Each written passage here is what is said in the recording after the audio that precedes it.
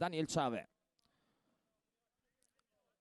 Geroni va da Scocchi sulla destra, incontro Gelsi, pallone lungo ancora per Palin che prova a pizzicare di testa e arriva il vantaggio del Barlala.